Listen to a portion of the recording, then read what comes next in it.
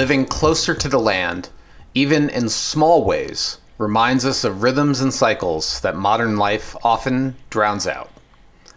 And that is from Old Fashioned on Purpose, Cultivating a Slower, More Joyful Life by Jill Winger. And with that, welcome to the House Einstein podcast. Beautiful quote, very topical. Thanks, Hamish. As they most are. Yep. Thanks, Hamish. This is House Einstein podcast number 75. If you are just joining us, we'll give you a little bit of an intro to this podcast so you know what you're listening to. My name is Osman Parvez. I am the founder of the House Einstein brokerage. I've been in the real estate world for over 20 years. Prior to that, I was in the investment community. And with me is Hamish Crabb. Hello, hello. I'm kind of the brokerage's right-hand person. I'm going to lean into the description for it. But yeah, I help keep things running smoothly, and being on the podcast and offering some entertainment is an added bonus to that role. So happy to be here. And while we are both licensed in the state of Colorado, this podcast, our attorneys will tell you, and we will emphasize, is to be considered entertainment.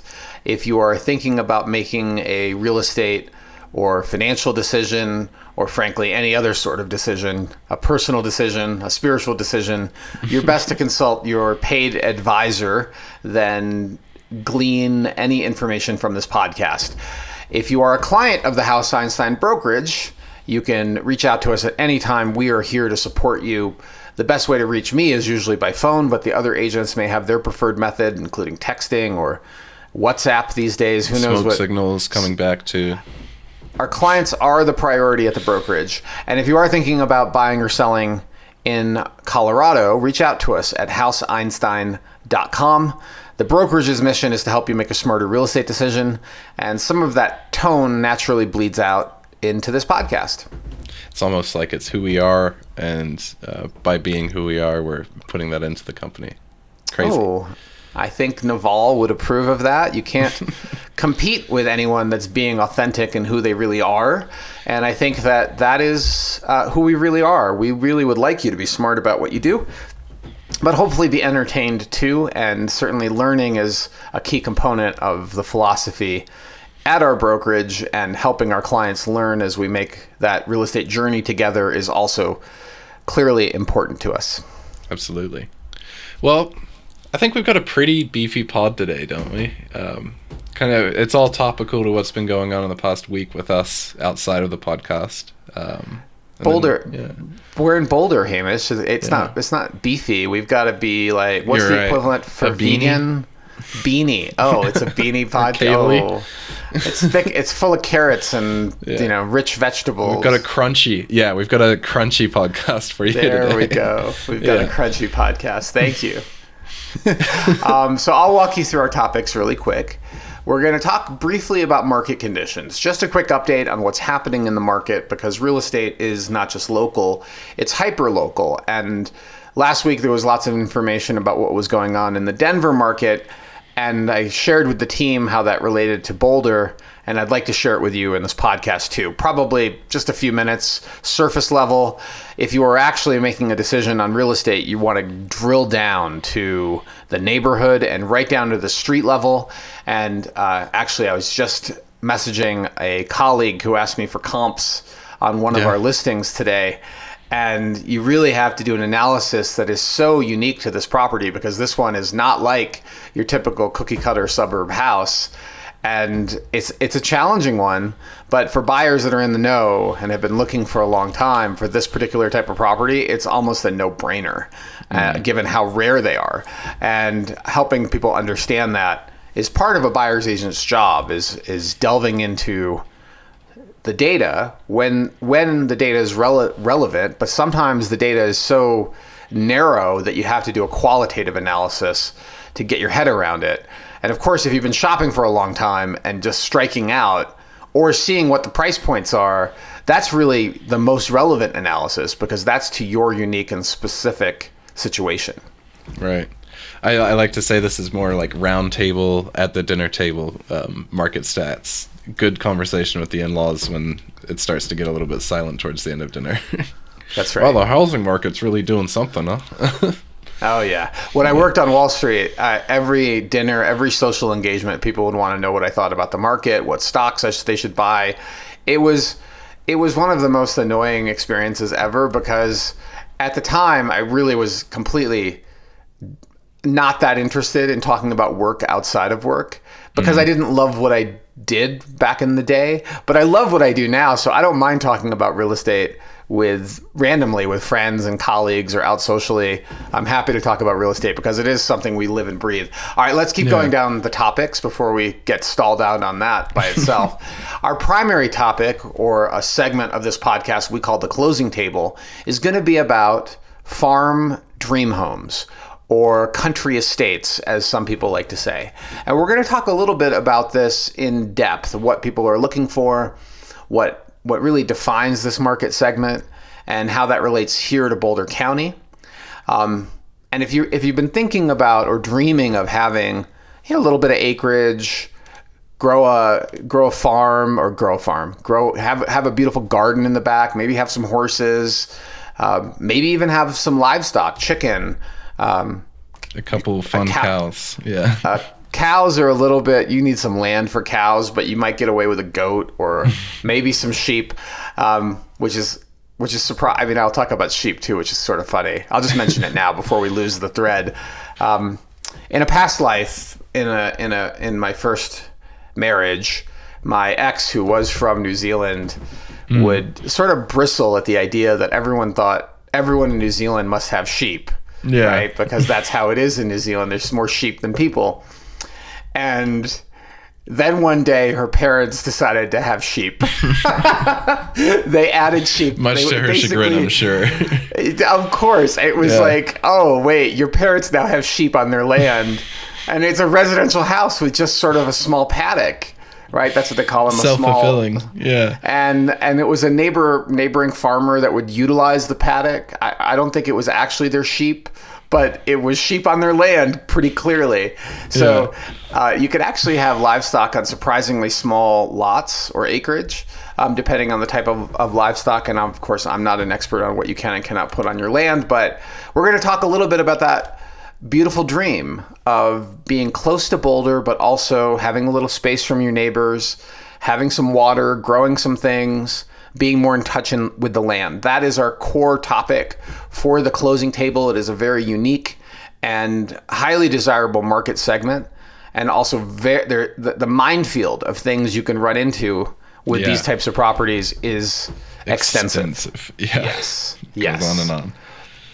Okay, so after our primary topic, we're going to do a little bit of shameless self-promotion, and then we're going to cover 4 sales of the week.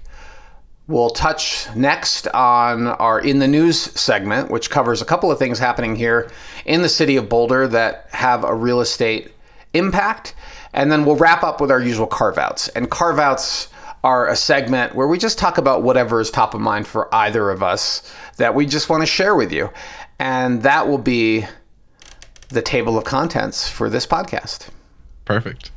Osman asked me what I'm excited for, because I was trying to come up with ideas for the Carveout, and I've got spring cleaning, so stay tuned to the end for that one.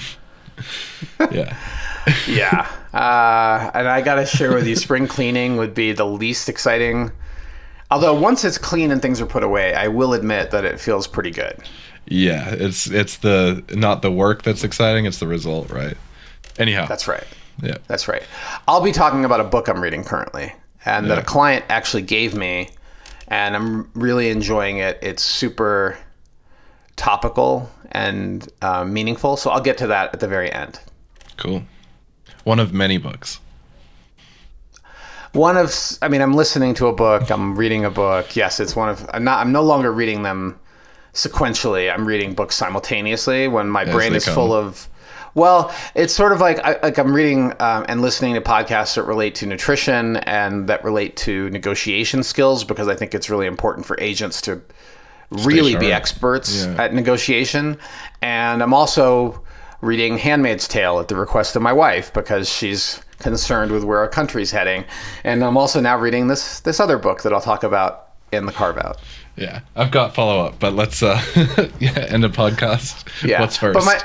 But my brain is, my point is, my brain sort of gets full of one of them. Like I've sort of reached the end of how much negotiation topic I can handle. And I need to switch to something else to take my brain to a different place. It's a different way of viewing learning and also the joy of reading. I don't know what other people do. That's just what I do. Fair. Okay. Yeah. I used to insist on finishing a book before I began the next one. And now I don't necessarily finish a book. If it's not great, I stop. I'm like, that's cool. We're good. Or it's like, I got the point anyway. Yeah. Yeah. Okay. On to the closing table. Oh, no, on to market conditions. Let's do market conditions first. So you probably saw the news article last week about market conditions in Denver and how much inventory had increased in Denver. And it didn't mention, of course, Boulder or Longmont. And I think this was published in the Denverite, and it was a really good piece, actually. And it reminded me that it was time to kind of focus in on Boulder and Boulder County. We do serve Denver as well. Sophie is based in South Denver, actually, and we're very happy to serve Denver. But I feel like most of our target audience is sort of Boulder-centric. Sometimes we're tucked into the mountains. Sometimes we're as far north as Fort Collins. I actually have a new listing I haven't told you about, Hamish, that might be coming our way in Fort Collins. Nice. And but we tend to be kind of Boulder-centric, mostly because this is the city that is our home base. We were founded in Boulder in 2013. All right, so let's go into the data. And I'm going to read this to you live as I'm doing the analysis. So one of the things to look for, by the way, if you're shopping agents, is an agent that's comfortable pulling down data, not just on a broad level, but also more importantly, for your specific purchase price, location, specific needs. Like that's the most relevant data. All right, so new listings for the month of March. So March data, we're now mid-April. So March data should now be completely accurate. Yeah. And there were 481 new houses that were listed on the market in Boulder County last month. And that's an increase of 32%. 32% more listings than a year ago, year over year. The total number of homes for sale, 723 single-family houses, I should be clear, and that's a 48% increase year over year. Our current inventory, last month's inventory of 723, is almost as high as the peak inventory of last year in September. So inventory is starting to pile up. Under contract, now this is interesting, 328 houses were under contract last month. That's a 12% increase. So what you're seeing is inventory is increasing at a faster rate than the homes are being absorbed by buyers, right? It's outpacing under contract. Okay, closings. There were 257 properties that closed in March. That's an increase of 3.6% year over year. And keep in mind, March closings represent February's market activity. Typically, closings take, and more likely early to mid-February activity. So closings are delayed about 30 days. Some of them go as far as 45 days. Most transactions are wrapped up in 45 days. In rare circumstances, do they go longer? And if you're in negotiation land, if they're going longer, there are concessions involved to make them go longer. Median days on market for single-family houses in Boulder County, 39, an increase of 14.7% year over year. No surprise, because there's a lot more selection. Buyers don't feel as much pressure. Well, actually, this is working the other way. It's faster than a year ago. Oh, sounds like we have a third podcast host, Hamish. It's happening in your office at the moment. So these are median days on market for properties that have closed, right? It's not median days on market for all properties. It's median days on market for closed properties. And that has increased to 39 from a year ago. So the days on market are higher, that makes perfect sense because there's more supply. And even though more homes are going under contract, buyers are feeling less pressure than they were a year ago at the median. And sale price. So I'm not a huge fan of sale price because it is more reflective of what's sold as a price range in that period. Right. The smaller you go on the sample size, but at the county level, it should be reasonably accurate. And the median sale price was $820,000, which is sort of astounding when you think about it. $820 for Boulder County. Mm-hmm. And that's an increase of almost 2%, 1.9%.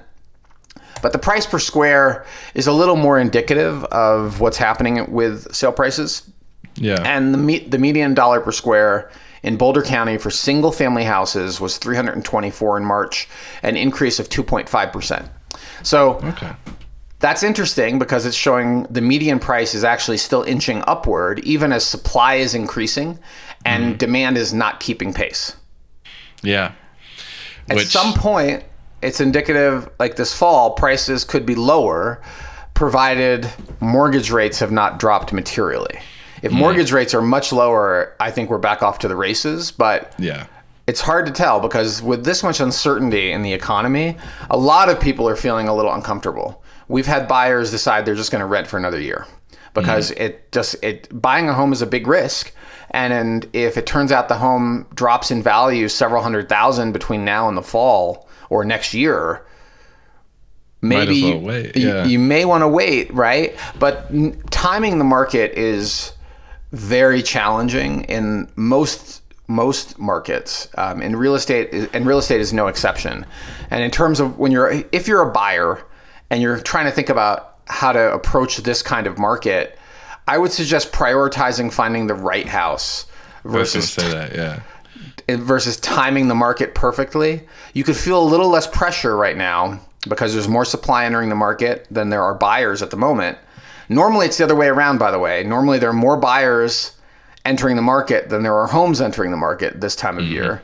Both are rising, so you can feel a little less pressure, but you should use this time to go look at homes, think about homes, and when homes sit on the market for a few weeks or months, those may be a more negotiable deal. So don't hesitate to offer lower, but do so with knowledge of the market and a willingness to move to a different house if the numbers don't line up. But getting a deal should be a lower priority than getting the right house, in my professional opinion, unless all you care about is the price and getting the if you're investing, it's a whole different calculus than if you're buying a home for your personal use, right? Totally different world. Okay, let's do Boulder City really quick.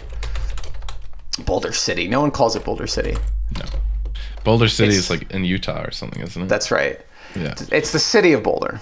And again, we're talking about detached single-family houses. And the month of March, last month, there were 164 new listings that hit the market, an increase of 29%. And total inventory was 288, an increase of 33%. And that's year over year increases. So the pace of new listings and inventory rising is slower in the city of Boulder than Boulder County as a whole. No surprise, Boulder is more precious, and historically buyers and sellers are more affluent and more financially capable. So they may choose to delay listing compared to people in the county. Yeah. Okay. Especially county is like all the L's, right? Like Louisville, Longmont, Niwot. Yes, Niwot, and unincorporated Boulder County included as well. So now let's look at under contract. There were 98 single-family houses under contract in the city of Boulder, an increase of 16.7% year over year. Again, under contract is not pacing supply, which is typically the other way around here in Boulder this time of year. And closings. There were 61 closings last month, which is flat from a year ago, the exact same number a year ago. And days on market has actually plunged to 37, which is a decrease of 34%. But keep in mind, we're looking at small numbers in Boulder, so expect high volatility and don't a sample size problem. Don't read too much into that number. And then let's talk about the median price. Oh boy. So this, again, small sample size problem, I can assure you. The median price that sold last month was $1.485, so almost $1.5 million, and that's a 24% increase year over year. But let's look at it on a dollar per square basis, which may be a little more realistic. The median sale price on a dollar per square basis for single-family houses last month was $534, an increase of 11.5% year over year. So Okay. For sure, the median price has actually risen even as the market has softened. And that's because our market is not in isolation from the rest of the country. When you think about Boulder real estate, one of the things I strongly recommend thinking about are compare it to other highly desirable places to live. And do a filter on those places that involve things like major research university, fantastic weather, exceptional outdoor recreation, excellent food scene, great public schools. Do these things and you will probably come down to 5 or 6 places in the country that have the characteristics of the city of Boulder. And when you look at it that way, suddenly it's no surprise that in the long and short run, Boulder tends to outperform many other many other small markets. And and when there are downturns in Boulder real estate, county or city, anytime there's been a downturn in like the last 25 years, it's a buying opportunity. It's an opportunity to be more selective, have less pressure. But the key is having a sense of confidence in what you're buying. And this is the Buffett quote, right? Like, it's best to be greedy when others are fearful, and it's best to be fearful when others are greedy. And I agree with that premise. And right now is a pretty good time to shop for homes, negotiate aggressively, walk away from bad deals, but it's not at every price point and location. We've now been in a bidding war twice with one buyer. I was going to bring them up. Yeah. And we're picking up another buyer in the same price point and warning them that this is a really active and aggressive market, and you need to prepare for disappointment unless you are sitting on cash and potentially willing to overpay. And I don't recommend. This is always that conversation that comes up when it's clear we've been pulled into an unexpected bidding war, or even an expected one. And that is, I'm not going to tell you to offer $1 over list. You first make sure it's the right house. Second, let's check the comps and make sure the list price is supported. Third, you need to decide what this house is worth to you and what your time is worth to you. Exactly. Because you might be willing to pay 10, 15, 20,000 more than the list if it's truly going to work for you specifically. And it's like, if you're the neighbor next door, maybe, and you want to control your real estate next door, there's a premium for that too, right? Like, there are all these different ways to think about real estate, and people get really caught up emotionally with overpaying when they're not valuing their time properly. But I will not be the one pushing you to overpay. Usually what I say is, don't offer $1 more than you're going to regret. Like figure out your regret number and dial it back $1.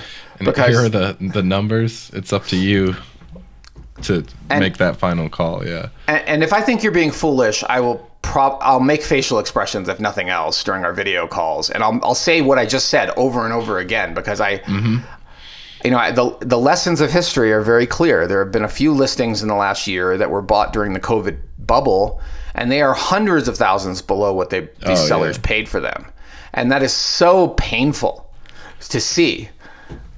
And I know their agents, when we look back on those listings, those people didn't pay list. They paid hundreds of thousands over list. And I'm like, holy cow, you had to have this house. And now, I don't know who told you to pay hundreds of thousands over list. I hope it wasn't your buyer's agent. But now you have to sell it. And it looks like you're not using your buyer's agent to sell it. So the writing is sort of on the wall here. Good luck.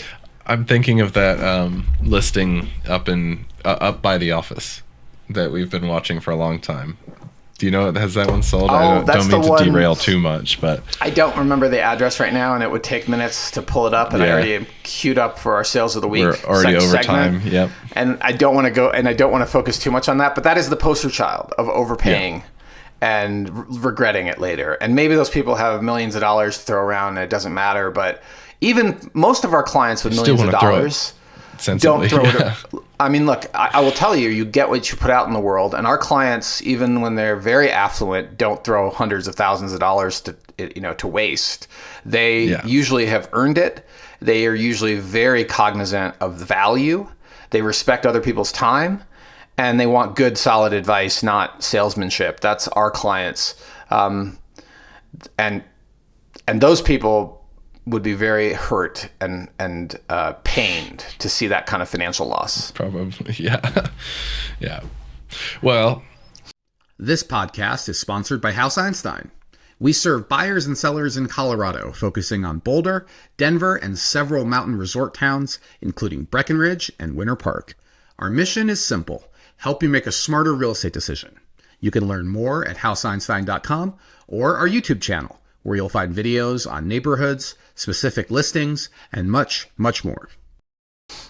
Escaping the hurt and the pain of the inner city, where would you go, Oz? Inner city. Oh, that's a good point. So we're going for a segue it's time, here. It's time for us to move into our closing table topic for this week's podcast.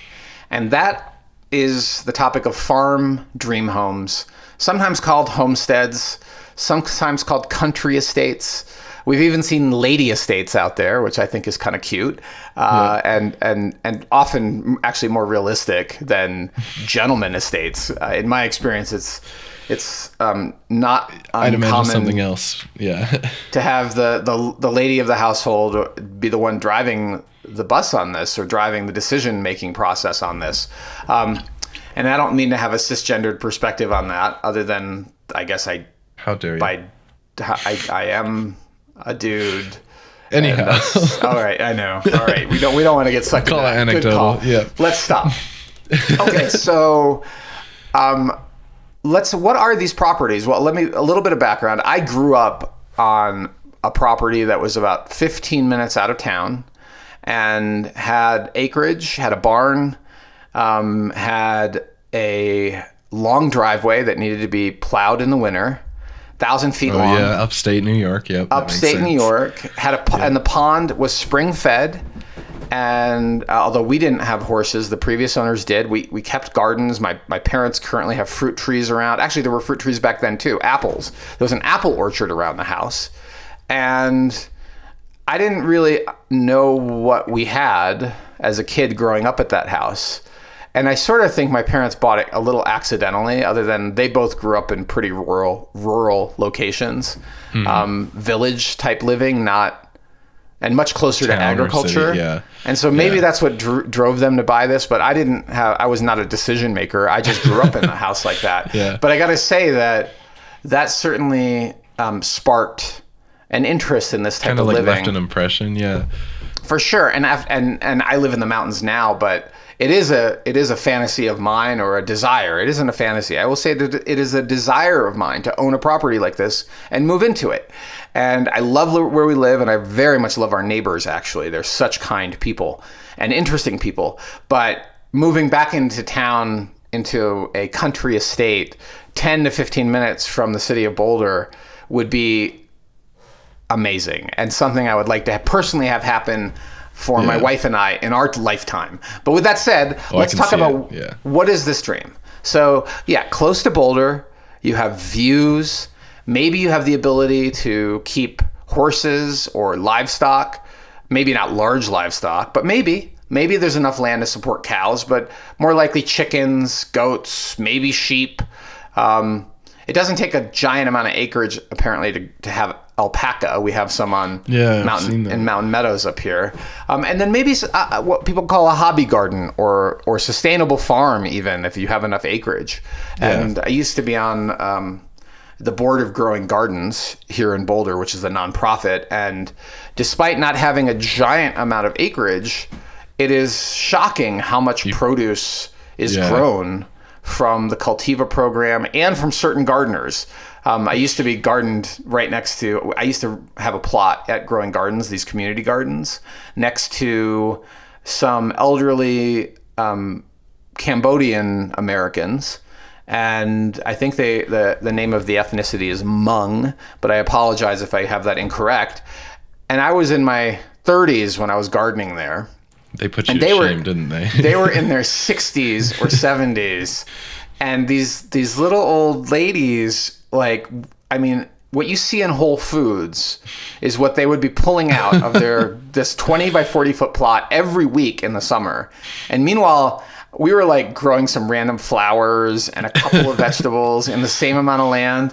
And what I distinctly remember is they also built a fence out of sticks around the perimeter of their plots. Yeah. So rather than using steel mesh fencing, which most of us were using, they had made a fence out of sticks that they had found and brought by hand to the plot. And it looked like what you would imagine seeing in Vietnam or Cambodia in a garden. Right. I'm like, wow, this is so legit. Authentic, yeah. This was so authentic.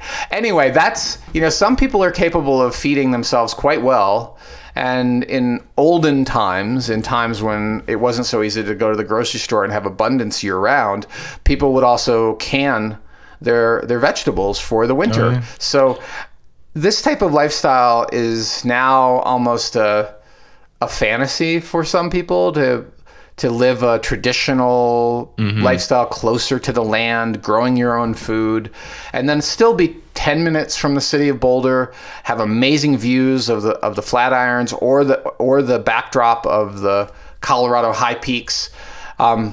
Pastoral, lush green landscapes. Like, am I painting the picture? Like, it's just I'm thinking like there's levels to kind of like how deep you want to go, right? Like there's the livestock or large animals, there's the agriculture side of things, and then is it just setting? Do you just want to be in that area but not necessarily have to do all that, right? Right. Like So one of the properties we looked at, this is probably 5 years ago with a client before your time, Hamish, was north of US 66. But that's that road between that's just east of Lyons that heads towards I-25, that segment of 66. Just north of that, right below Rabbit Mountain, there was a property with actually surprising acreage and water rights. And the house was totally dated and needed to be scraped. And the price was 1.2-ish. And which is just like, oh my God, nowadays, what a deal. Yeah. I mean, shockingly low. And the owner had been leasing the land to an actual farmer who was actually the one growing crops on the land and managing it. And they were getting the tax deduction, the tax savings from property taxes, as well as some reasonable amount of rent from the land. So you don't have to be the one farming it, is my point. If you have enough acreage, you could be leasing the land to an actual farmer who's doing this for money, versus somebody that's doing it as a hobby and wants the gentleman or gentlelady farmer experience, or rancher experience. The Yellowstone ranching experience. Yeah, gotta have the Stetson. The Stetson, right? Like your closing gift will be a Stetson. Not the helicopter. You're on your own for that one. Right, you're on your own for the helicopter. But you'll have barns and ag buildings. Like that's the type of thing that just, if you're into it, you're really into it, right?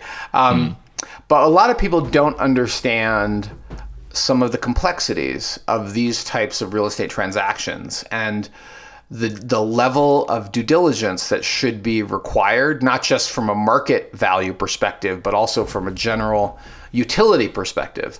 So the first screen, if it's got views, you better check who owns the views, right? Is that view over City of Boulder or Boulder County?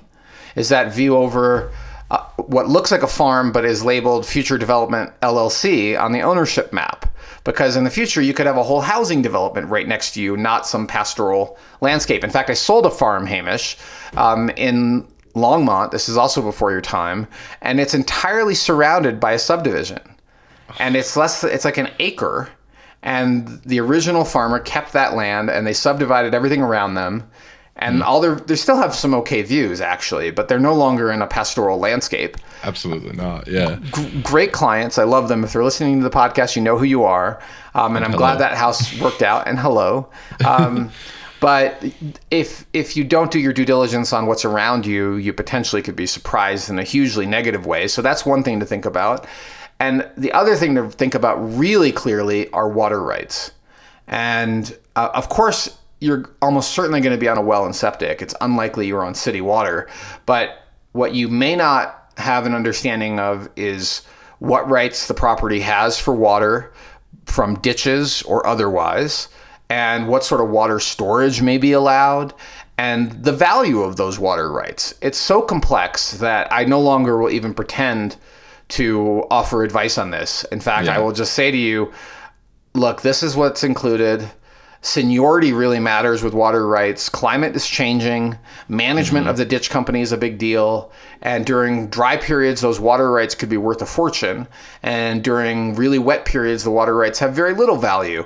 So you have to consult a professional. Well, that's what we recommend is build time into the contract. Like when you're writing the offer, you may want to put, it's sort of a litmus test. Does it have water rights or not? Read through the descriptions of the water rights, ask the owner how they have been using the water rights. And that's enough for a good litmus test, that it has the belief that it probably has adequate water rights. But then once you're under contract, we would advise that you get an independent evaluation relative to what you think you want to do with the land, to make sure that you're not buying something where the water rights are actually going to be very little value at all. So who are those people? There are attorneys and there are consultants that specialize in this topic. They are going to charge you some money. It's not free. Due diligence is not free. Water ain't cheap either. And oh man, definitely. We're in Colorado. We're in an arid landscape.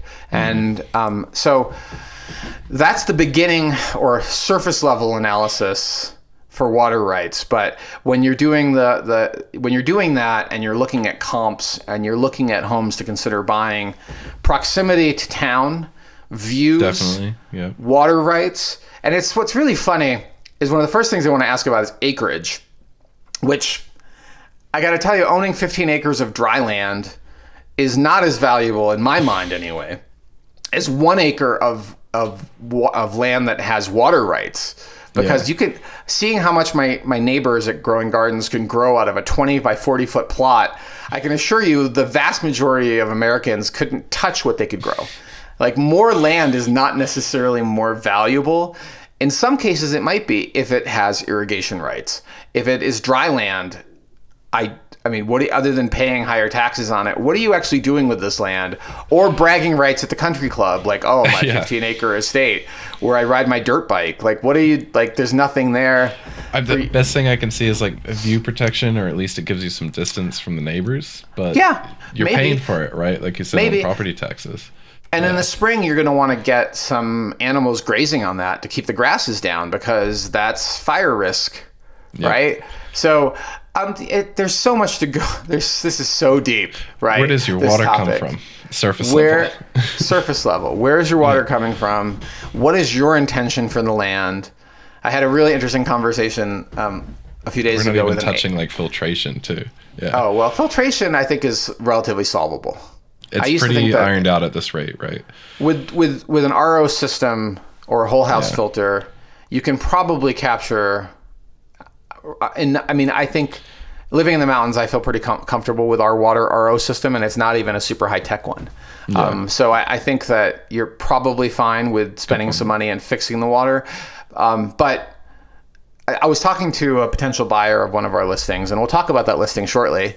And because it relates and it sparked this topic. And we were talking about the thousands of gallons of water that can be utilized during ditch season with this property, and her gardening client who's concerned it's not enough water, and she's just a gardener. She's not planning to farm it.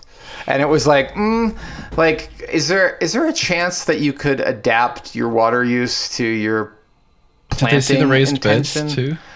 Like, and the fact that these anyhow. Do they know that the country of Israel grows an enormous amount of produce out of the desert with the right approaches to water, right? So, I mean, we had drip systems whenever we were gardening. I don't currently garden. We don't spray wantonly. Water is too precious.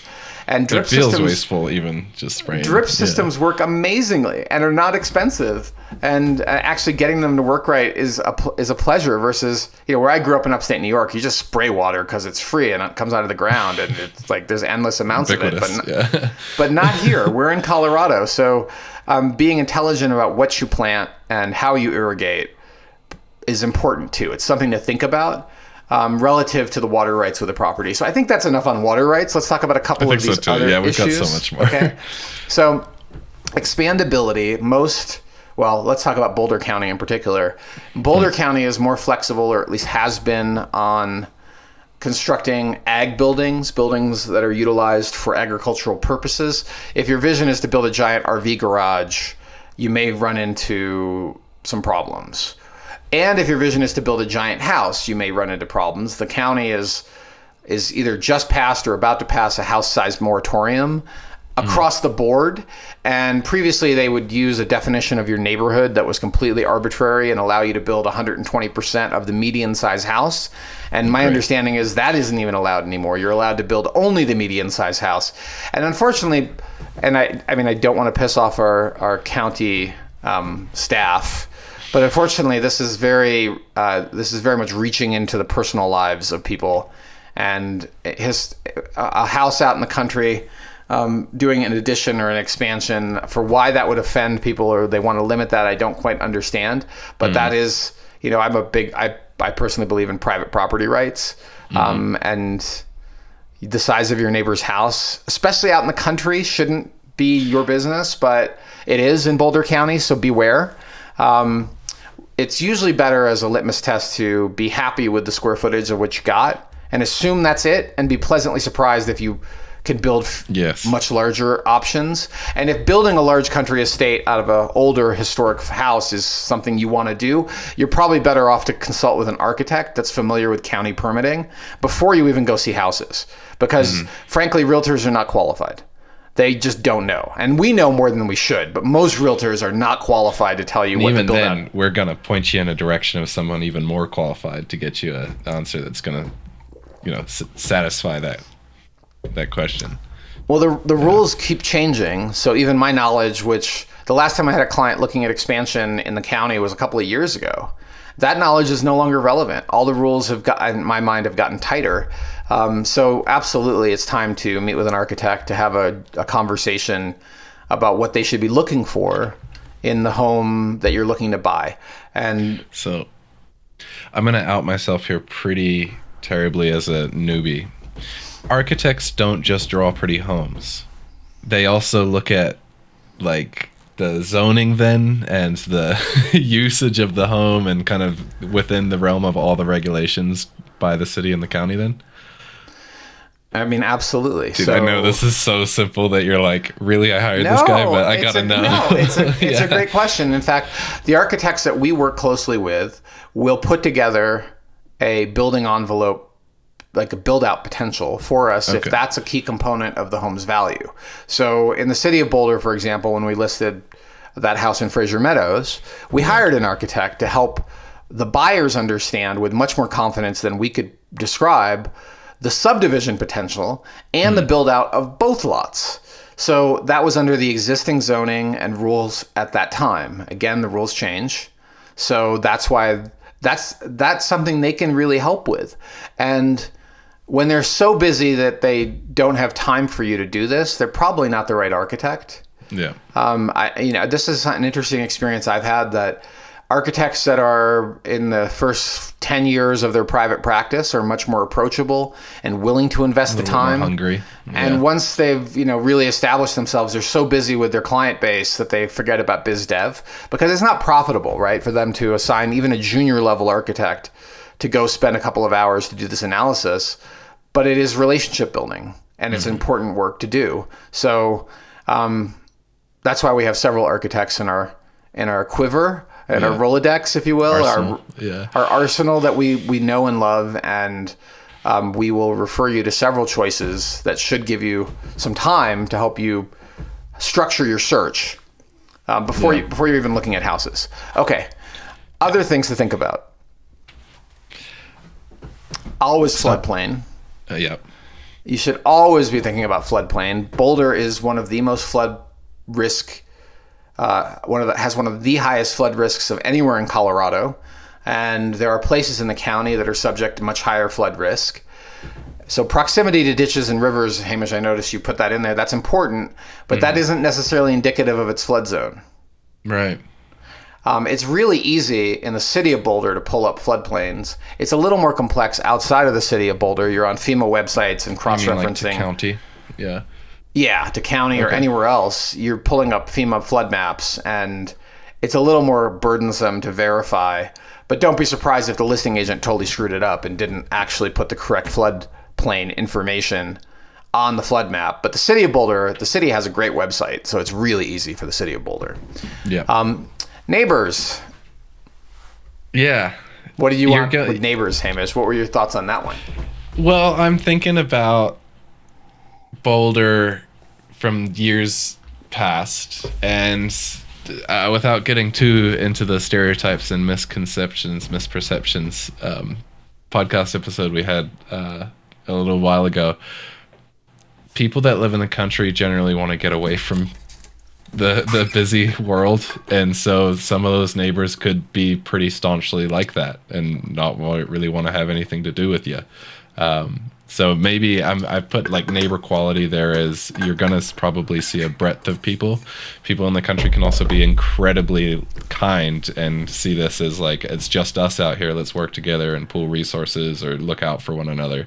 But there's kind of like a big spectrum of what you could get out there, you know? Well, I mean, I don't want to talk too much about stereotypes. I know, right? I think that actually, so what I was thinking about more was, all right, you're buying a house in the country and there are farms around you. What are the farmers growing and what are their sustainability practices? Are they spraying Roundup everywhere? Like, what are they actually doing? And that really is the job of the buyer's agent and you as the buyer to go research, keeping in mind that just because it looks like a beautiful sunflower field doesn't mean it's not full of agricultural chemicals. It's, at least if you're close to Boulder, you have farms that are more farm to table, like Cured and Massa and Munson, and they are increasingly reducing pesticide use, if not already organic, and trying to be more sustainable and regenerative. That's part of their mission at these places. So that's a good sign to be closer to those types of places, but it doesn't mean point of due diligence. Yeah. It doesn't mean they won't sell the land to Monsanto next week, right? Like, I've never heard anything bad about Monsanto. Oh. But no, exactly, right? Like, you're not guaranteed in the quality or the consistency of these practices, right? It's case by case. And I don't know if the city of Boulder or Boulder County places any restrictions on the farmers to whom they rent our land to. I actually have a friend that's a farmer. I will ask him this question because he leases from the city and the county, and I can ask him, do they actually require you to not use certain types of pesticides? But I'm doubtful that they do. So anyway, neighbors, that's what I was thinking about. But your point of who are these people is valid whether you're buying in the city or buying in the country. I know. Yeah, it kind of goes 100%. It's valid. Like in your neighborhood, you had somebody say something to you that was pretty off-putting when you first put your house. Do you want the direct quote? I mean, if you're willing to share it. Yeah. She goes, "It's a good neighborhood. It's a white neighborhood." So and there's people of color literally down the street, like on the same road. So I don't know where she's at, but yeah. I mean, just so absurdly shocking things to say. But I always tell my wife that when there's only been one time where we've overtly experienced racism towards us because of our mixed race marriage, I told her I would much rather know who the racists are. I would much rather know who are the people that are not inclusive, that have hate in their hearts and discrimination in their genes or whatever. They just can't get away from that as their priority and feel so emboldened they'd share that with you. I would rather they out themselves so I know who they are than the people pretending to be open-minded and diverse and tolerant, and not just tolerant, but celebrate diversity. So anyway, off the soapbox on that. Mountain people, country people, city people, for sure these stereotypes exist. Could go anywhere, yeah. And I grew up in the countryside, and I got to say I really appreciate people in rural locations. And my generalized perception is smaller communities are tightly knit, and that's good and bad. In some ways, when your parents know what you're doing before you even get home because one of the neighbors called them. That was my experience growing up, right? Like, there's no getting away with anything in the country because everyone knows everyone's business. And that might feel like you might think you've got more freedom in the country, but it might actually feel like you have less freedom in the country. So it's hard to say, but some of these stereotypes do ring true. I really like straight talking, plain talking, directness. And I also love the community that comes together to help each other out. And I think people are like that everywhere. After 9/11, in New York City, the amount of outpouring Dude, I bet.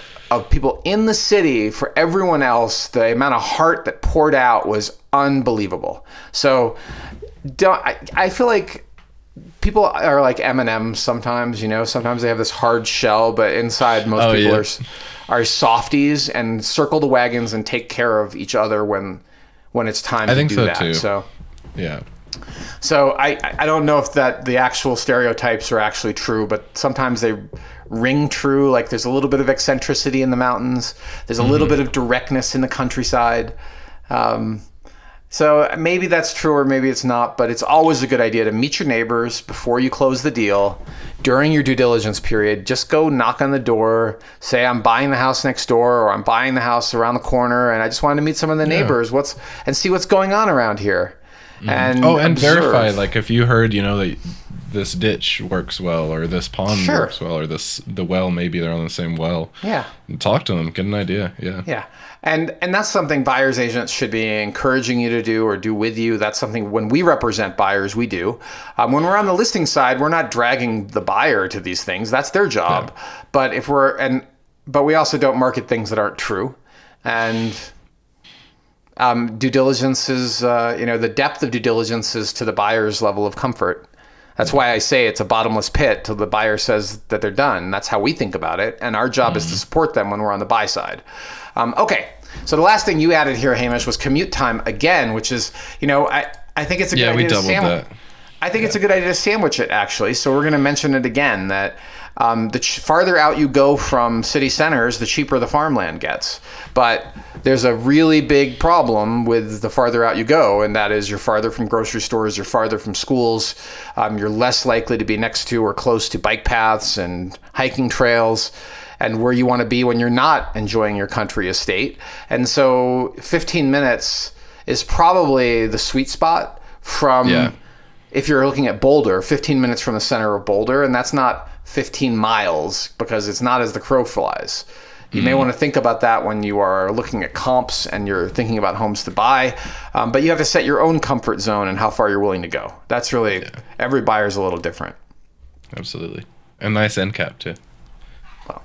Accidental, but worth mentioning because location is the most important factor when it comes to real estate investing. And when it comes to real estate happiness, the commute time, which is closely tied to location, is also the number one factor for happiness. So that's key. Why location is what realtors like to stereotype and cliche all over the place, but they're not wrong. No. All right. Before we start on shameless self-promotion, I just want to add one last piece that I don't think we covered on the closing table topic, and that is restrictions on the number of animals you might be allowed to have, whether it's horses or cows or chickens. And that is and agricultural versus residential zoning. Of course, that's important too. And that should be part of your due diligence when you are reviewing the title commitment, as well as if there's any association that controls. Listing agent might be useful, but be sure to verify any information they provide you when you are evaluating your farm dream home. Good mention. Okay. Great. Let's move on to shameless self-promotion. So the inspiration of this conversation is our listing, 7940 Valmont Road. You can look it up. It's actually on our website, houseeinstein.com. And we've put together kind of a great amount of supporting documents for this property, going from zoning, the acreage, the water rights, you name it. And then we've got a fantastic listing video and some great photography on that too. So if you'd like to see it in person, I'll be hosting the open house this Sunday, the 20th, 11 to 1. So come by, say hi. I was thinking about having something Easter themed, but I don't want to run the gambit of allergies and providing food. So there's going to be crisp glasses of water, actually crisp bottled water, remove the liability and more. But come by and check it out and be happy to chat. And beyond just what Hamish described, I will add that as I mentioned, have this intention, this vision at some point of having a country estate of my own. And this particular property did spark the topic for this podcast because it checks so many of these boxes, from water rights to proximity to agricultural use to also, and this is really important, having one level living. And it's not built in the 70s. It was built originally in the 90s. It's been lovingly tended by the owner for almost 3 decades. And it's got a couple of additions. It's really a cool property, and it's only 9 minutes, maybe 10 minutes from Whole Foods at 30th and Pearl. It's a fantastic property. And if you are shopping for such a thing, please do visit the open house this Sunday, or if you want a private showing, please, only if you're a serious buyer, don't hesitate to reach out to me directly. And you can find my contact information at houseeinstein.com. That's right. And the quick stats, it's a 5-bed, 3-bath. It's got roughly real close to 4,000 square feet. It's 2 acres and then a shared 1.57 acre outlot as well. Yeah. Not too big, not too small. This is the perfect middle bowl of porridge for the vast majority of buyers. Most people don't want 5,000, 6,000 square feet. It's too large for the vast majority of people, but some people do, and I don't begrudge them when they do. We'll help you, but it's a much smaller market segment that wants a giant house these days than people that are looking for that 3,000 to 4,000 sweet spot. And this is just under 4,000. It's like 3 feet below 4,000. Yeah. So yeah, I mean, rounding, right? But yeah, that's Valmont, and maybe I'll see you on Sunday. So come say hi. Okay. Yeah. Our next shameless self-promotion item is for a client who is seeking a home in Louisville or Gun Barrel, single story with a basement, room to potentially entertain. They've looked at tri-levels and bi-levels too, but seem to gravitate towards ranch-style houses, is perfectly okay with small is beautiful, and would like it to have been updated, not as a flip, but by the previous owner. And a nice neighborhood in Louisville, not too close to downtown, actually. Or Gun Barrel. Heatherwood is someplace they've looked. And I think they're quite comfortable going up to $1 million in price. So this is more of an entry-level buyer here in Boulder. And very well qualified, great people, and just looking for the right property. And we've struck out now twice.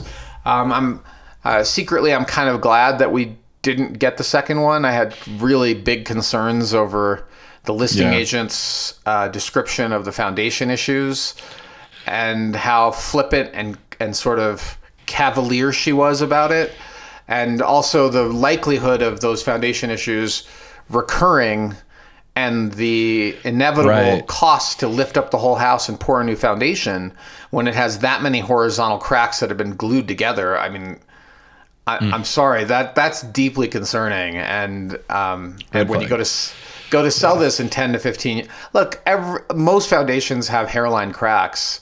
They're usually vertical and they're usually hairline, right? Like you can glue them, but even the foundation people kind of just they just look at that. They're like, this isn't even really worth our time to check out. Like go to Home Depot, drill out the crack a little bit, get a kit and inject the epoxy and you're good to go.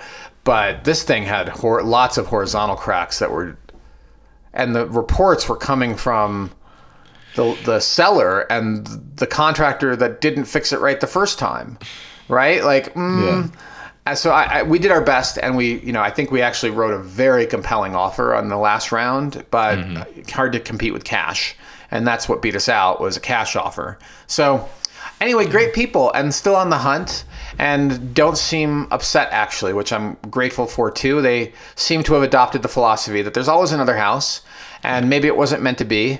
And somebody being foolish with their money doesn't mean they should be. So I think it works out. I really like these clients, and I think we'll find a better house. That's our mission. And if you have one, you know what you should do?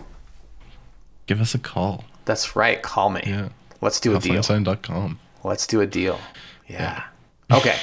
All right. Ooh, that sounds so salacious. It sounds like we're meeting. The quality of the microphones. Yeah. It sounds like we're meeting in some speakeasy and like illegally trading goods, but we're not. It's just a real estate deal. I will add, though, if you're not represented, we do treat people with respect and integrity and clear communication. There's no games. And I can assure you that you will leave the transaction feeling like that worked out. Like that was a fair deal for everyone. And you'll feel great about who buys the house, too, because they're really lovely people. Yeah. So, okay. Let's talk about our sales of the week. Yeah. Dun, dun, Four of dun. them. And, yeah, I'm stoked. Okay, here's a little secret about sales of the week. This segment, well, it's also notable sales of the week, notable sales. It's intended to highlight certain locations and price points. But I'll admit that I often choose these because these are homes that I would encourage a buyer to go see, and I might myself consider buying. So that's like the ultimate filter. This is a filter based on 20 plus years of doing Osman's this. Picks. Yeah. Yeah, it's really kind of Osman's picks, but it doesn't mean you should buy these houses. It means let's look closer at this deal and see what happened and learn from this deal so that we can apply that knowledge to the future. That's how I think about these transactions, because these are houses. Yeah. Fresh listings we can't talk about, but we can on our newsletter. So if you want to see this is hindsight maybe, if you want to see the fresh listings, our website, houseeinstein.com, newsletter, check it out. And the newsletter's a little delayed. I'm deeply apologizing and embarrassed that I've been too busy to write the newsletter, but I'm going to do it. It'll come. It's coming. So be patient. Okay.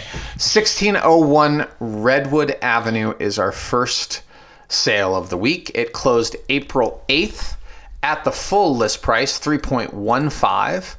And this property is located, always first focus on location.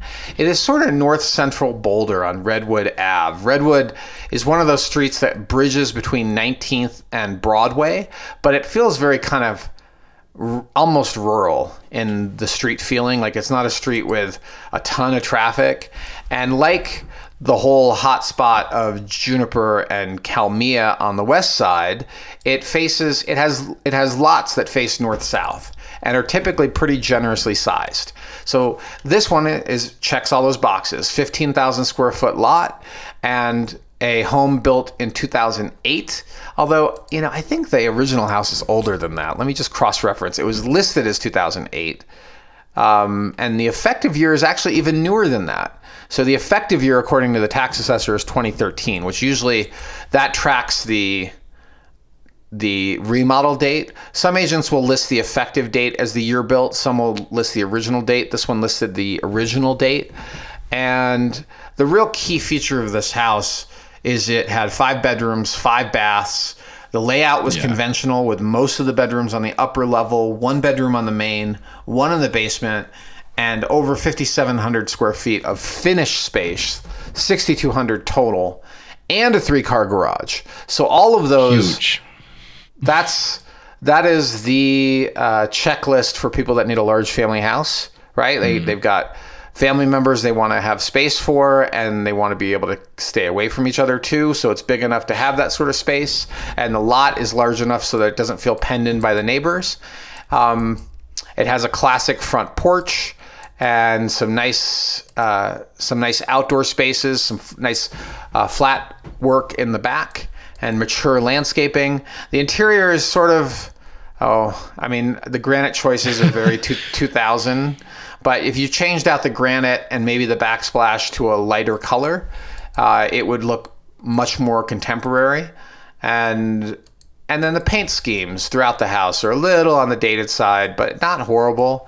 And quite livable house for a family, and you're just over 3. So when you cross that $3 million threshold, the market changes dramatically in Boulder. So you have a lot more selection. But this house, I think, was actually priced right. And it quickly attracted a buyer 5 days before it went under contract, which is pretty much right away. And as you would expect in this price point, the buyer paid cash. That's not unexpected at all for homes that are even north of 2. It's very common for those to be cash deals. And there was only a $1,500 concession, which sounds like a water heater, right? That was wrong with this house. So great listing.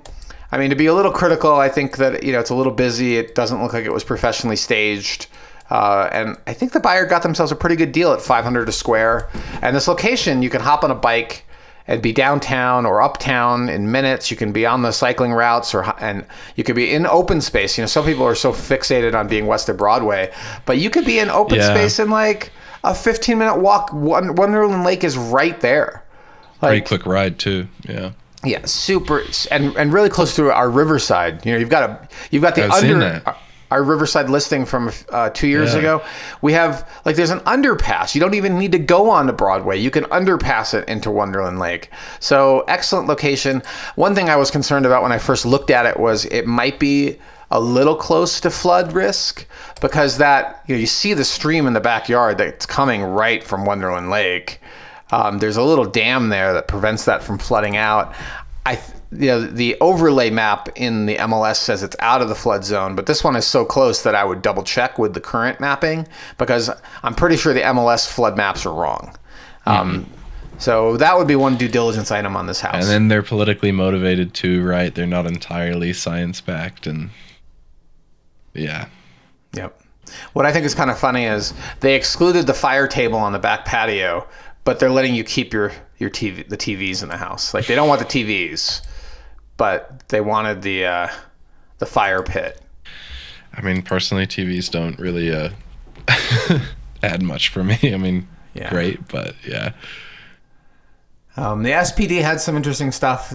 SPDs are best thought of as areas for additional due diligence. It says there was a small amount of water intrusion from a blocked drain and an outside stairwell. So that caused a 1 foot by 1 foot repair a year ago. Okay, well that, you should almost always get a mold test anyway, but that would indicate, well, probably get a mold test just to make sure there's no hidden issue there. So yeah, overall solid play. I would buy this house. I mean, I personally don't think it's the curb appeal is not there for me, but that's a personal thing. And of course I don't need a 6,000 square foot house personally, but no. But yeah, the overall design with the little dormer on the front, but man, it fits. If you've got a big family and you need space and you want to be in Central Boulder and have all that livability, it's a great house for that. Yeah. Yeah, there's not a lot of notes for me. I'm glad you went over the location again a bit, because this kind of central, north central Boulder, I'm thinking central and east-west, I don't really know too well. It kind of, I'll go Broadway or I'll go, 28th, but I don't mix in between. So, yeah, cool. It was all farmland, and it's gradually been developed over the years from downtown north and downtown south. That's how development happened in Boulder, and this still has a little bit of less city feel in this neighborhood. A lot of these streets I don't even think have sidewalks in this location. No, I don't think so either. Yep. Pretty kind of undeveloped, but developed. Yeah. Yeah. I mean, I think it's a great spot. I wouldn't hesitate to live there. All right, let's move on. Yeah. Numero dos. 835 Linden Avenue. And this property closed on April 16th, which was yesterday. Wow. Location-wise, it is right on Linden. And Linden is a yellow line street. It's a busy street. It gets quite a bit of traffic.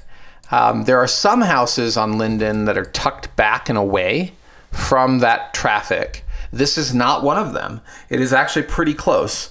According to the MLS mapping, and I'll just do a quick version of that, you are looking at about 65 feet to your front door from the center of Linden. And given the traffic noise, I think it's a location that's a little busy. I would have encouraged my buyers to not buy here, but it's a south-facing house, which is going to have lots of light. It was built in the 70s, and it's in extremely close proximity to Wonderland Lake and all that open space. That's just right. Yeah. Does it actually back to? I don't know what's behind it. It looks a little bit more... I guess it does back to that little pond that's not the lake. Oh, Maxwell Lake. That's... Yeah. Yeah. Okay. And there are some interesting properties there, but I don't know if... it's so hard to access that unless you back to it that... I see trails through there. That's kind of funny. I've never actually... I think there is a path through there, actually. Yeah. Now you brought up something, so I'm going to have to look this up, Hamish. Now you've added... Even minutes though to the pod. Yeah. It's just a couple of minutes. I'm pulling it up right now to see what is the story with that. Well, so this you're is doing the thing, that. right? Yeah, go for it. Like, even though we've done real estate here for it is owned by the city of Boulder. The Silver Lake ditch runs through there, but Maxwell Lake itself, that's owned by the city of Boulder too. And there are little trails in there that cut around it.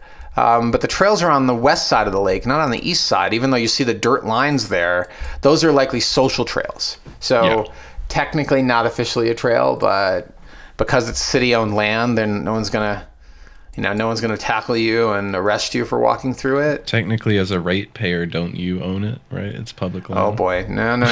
So, this is what I learned. So this is rumor mill, okay? And it supposedly came from a Boulder Open Space and Mountain Parks ranger. And that when asked, can you just wander around on open space? The official answer is no. You cannot just wander around on open space. But then the ranger quickly said, but we have we have no way to enforce that. Mm-hmm. I was like, okay, well, that's good to know. I don't know if any of that's true. That was not legal advice or encouragement to go wander around on open space. Okay, so let's go back to the house. Built in 1979, decent sized lot, 16,000 square feet, and a reasonable size. Total square footage, 4,624, of which 4,500 is finished. 2-car attached garage, 5 bedrooms, 4 baths, so plenty of space. And I love how the description says element of surprise for being tucked away. I think it's not that tucked away, but really pretty landscaping. And the house had some reasonable updates. I thought what was really interesting was their choice of colors for the cabinetry in the kitchen and the wallpaper. It's nice to me. We're so sick of everything being grayed out that all this color and deep, rich color is actually pretty attractive. Keep in mind that dark colors makes rooms feel small, but I feel like this is just very pretty in its color palette. And I think did I actually see this house in person? I think I did. But anyway, we liked it. And the deal, it was on the market a couple of weeks. It was listed April 14th. Oh, I'm sorry. It actually was listed last July. Looks like their second go, yeah. Yeah, they originally listed at the end of the summer selling season. Not a great time to list at 3.2. Nothing happened. They withdrew it. They dropped it once to $3,050,000, and then they pulled it off at the the beginning of December. They pulled it off. They withdrew it, and then the listing itself expired at the end of the year. And they brought it back this March. Now you're listing it prime season, March 14th, $2,999, just under $3 million. It sat on the market. That tranche, right? I mean, their listing agent did their homework. Above 3 is a whole different world. And they were on the market almost 2 weeks, and they went under contract before the end of the second week. It closed for $2,925, so not a huge discount from list, $75,000 below list, and a cash deal, $500 concession. I think the only issue that I just can't get around is Linden. And you want to believe it's tucked away. You want to believe that it's just so private, but my experience is it's not. This is a location with constant traffic, and you're 60 feet away from it. So when you go see a house like this, and it looks so pretty, and it's in your budget, and it's west of Broadway, and it backs to open space, all of these things are now trying to overcome the one thing. And the one thing that you cannot change ever, in my experience, is location, and that's a compromised location. So what happens is you take a buyer to go see a house like this, and first we try to tell them, you may not want to see this house because it's in a bad location. And then they're like, but the photos are so pretty. And then we go see it, and you hear them talk themselves into it because it's so nice relative to everything else in its price point that they start to rationalize the busy location. And I mean, we try to keep our clients from doing this, but if they want it, we negotiate, we get them the deal. But I would have discouraged them from even seeing it because this location is not a good one. And I think too, right, if you're listening to this being like, well, I don't care about, the noise or the road proximity personally, it's in the future, if you go to sell or if you have to sell, this house relative to all the others has been so much more buttoned up and prettied and updated. Well, kind of because it has to be because of the location. So if you're thinking of selling down the road, you might have to go the extra mile, to the competition of an uncompromised location just to kind of be in the same league, right? It's going to be more work down the road. Yeah. All of that is true. So if you are going to look at a home in a compromised location, there should be a corresponding or greater offset on the positive side of the ledger. And that could be the open space that it backs to. It could be that it is next to your best friend. For you personally, maybe that's worth it. But for most people, the negatives outweigh the positives for your average ordinary home. And that comes from things like traffic noise, air pollution, your vehicles being covered by dust, your feeling of an unease when your kid rolls out the driveway on a bicycle. And traffic is going way too fast for your comfort zone. And they've got to ride half a mile up the road to get to the 4th Street bike path. Right? Like that, and that road, people are going fast. It just feels uncomfortable. There is a little path, I think, that is adjacent to it. That's a sidewalk, but still, like, I don't know. Most people with kids are going to feel in their pit of their stomach, like a little bit of worry about their kid stepping out onto that busy road. So all of that is stuff that, boy, it better be a really strong offset, like killer views, right? That's a really strong offset that are protected. Anyway, that's 835 Linden. Food for thought. Yeah. Let's move on to property 3. Yeah. Okay, 3215 Lafayette Drive in Boulder. It closed on April 8th. It was listed in the middle of July of last year, originally at 3.2. And let's talk about location before we go too far into the deal notes. It is on Lafayette Drive, and it is on the better side, or the more valuable side of Lafayette Drive, the side that has the killer views. This is a property with what people like to call a perch, what realtors like to call a perch. Yep. And even though the home was built in 1975 and is garage forward, where the garage tends to dominate the curb appeal, it drastically overcomes those two factors, older design, older home, because of this amazing perch. And it did not. So that location, you're in South Boulder schools, and the home is built or could be built to feature those views and retain value or increase in value because of it. People will pay a huge premium for views. So the house itself was 3,457 total square feet, of which 3,200 were finished. It had 6 bedrooms, 4 on the lower level and 2 on the main, 3 bathrooms, and a 2-car attached garage. And when you look at the photos of the house itself, you see a home that's pretty darn dated. People that spend $2.5 or $3 million are not going to tolerate that kitchen for very long. And so the kitchen, the wood paneling, it's I wouldn't necessarily call it gut remodel, but darn close to bring it up to the standard of what people expect in a $2.5 million house. Agreed. The tile work, the bathroom, the color tones. What's interesting is warm tones are now coming back in, but this is still like the basement finish. Wood paneling on a basement like this is a really good chance that there's no insulation behind that wood paneling. Like, it is really basic finishes. However, the one big thing, like the opposite of a compromised location, is a perch. And if you're worried about capital preservation, and if you care about long-term upside, buying a property like this one comes with serious upside. If you were to remodel it, or frankly just scrape the house and build a new one, it's a location that could support a $3.5 or $4 million home.